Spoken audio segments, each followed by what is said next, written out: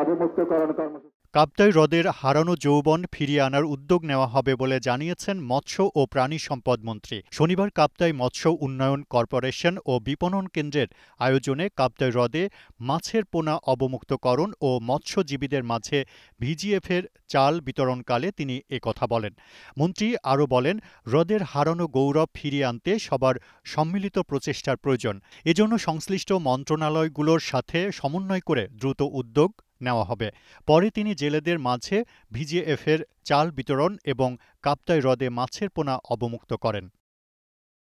এখানে একটা fishing landing, এটা প্রায় বলা চলে অকেজ, সেটিকে পুনঃসংস্করণই নয়, আধুনিক একটা